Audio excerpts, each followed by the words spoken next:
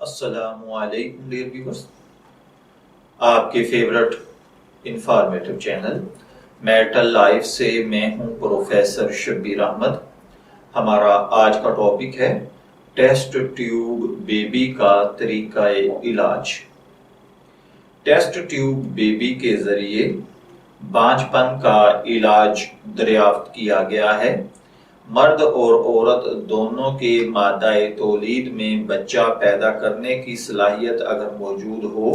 لیکن رحم مادر میں امساک اور استقرار کی صلاحیت نہ ہونے کی وجہ سے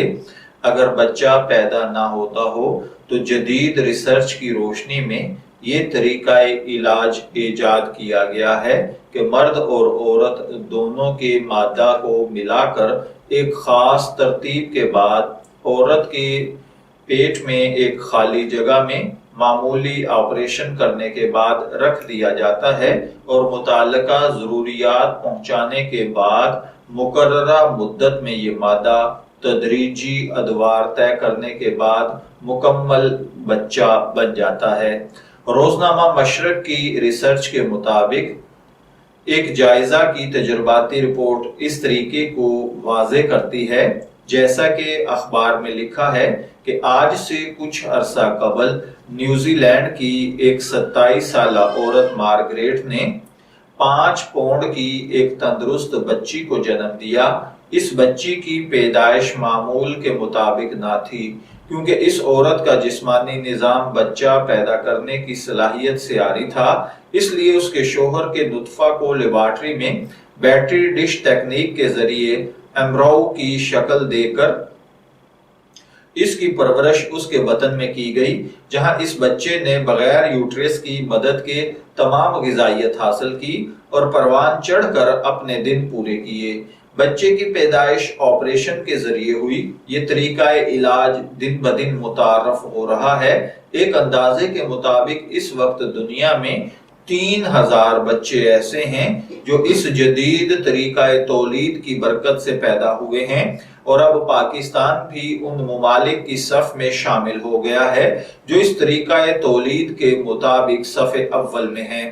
بعض سادہ لو احباب بھی عجلت پسندی میں بغیر کسی ریسرچ کے حکم لگانے کے قائل ہیں، چنانچہ ہمارے چند معزز ڈاکٹروں کے حوالے سے چند روز قبل یہ خبر شائع ہوئی کہ ٹیسٹ ٹیوب بیبی کسی مرتبان یا ٹیسٹ ٹیوب میں نہیں بلکہ ماں کے جسم میں ہی پروان چڑھتی ہے، اور اس کا نام ٹیسٹ ٹیوب نہیں ہونا چاہیے۔ یہ ایک جدید طریقہ علاج ہے، اس کے اسلامی یا غیر اسلامی ہونے پر بحث کرنے کی کوئی ضرورت نہیں۔ اگر یوں شتر بے مہار کی طرح علاج بھی چھوڑ دیا جائے تو معلوم نہیں فائدے کی جگہ اس کے نقصان کیا ہوں گے۔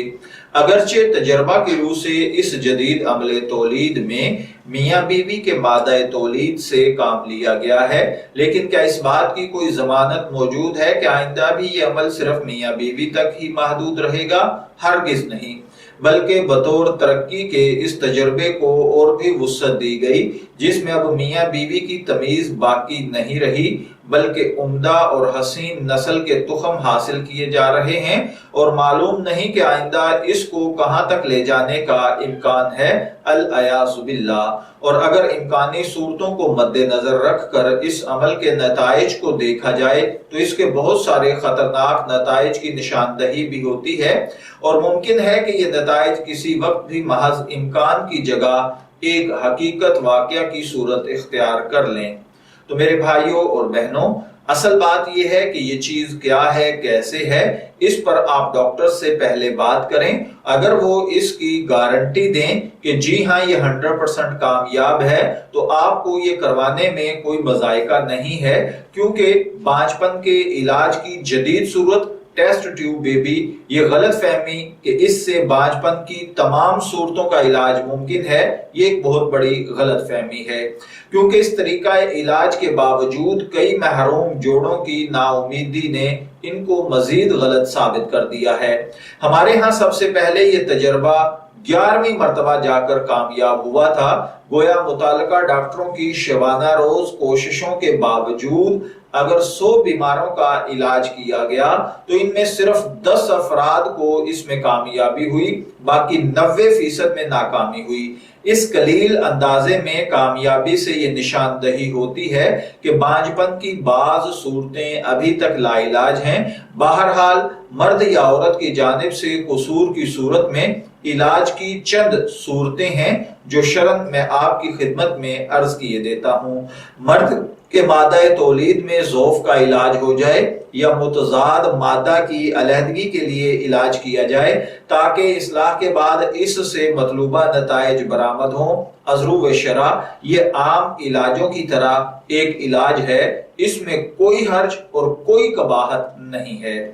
دوسرے نمبر پر ہے کہ ایسا ہی عورت کے قصور کی صورت میں اگر مادہ تولید میں کوئی نقص ہے تو اس کی اصلاح کے لیے کوئی میڈیسن کھانا یا کھلانا جائز، بلکہ جائز ہی نہیں مشروع ہے۔ لیکن تیسرے نمبر پر عورت میں نقص کی صورت میں اگر یہ نقص رحم میں ہو، یعنی رحم مادر میں استقرار کی صلاحیت موجود نہ ہو، تو اس صورت میں بھی اگر عورت کوئی ایسی میڈیسن کھائے جس سے رحم مادر میں امساک یا استقرار کی صلاحیت پیدا ہو جائے، بظاہر یہ علاج بھی ممنوع نہیں بلکہ دوسری بیماریوں کی طرح کا علاج ہے اور یہ بھی مشروع ہے۔ میں دعا گو ہوں کہ اللہ تعالی ہمیں ان باتوں کو سمجھ کر ان کے مطابق زندگیاں گزارنے کی توفیق عطا فرمائے۔ اجازت چاہیں گے، پھر ملیں گے کسی نئے ٹاپک کے ساتھ، تب تک کے لیے اللہ حافظ۔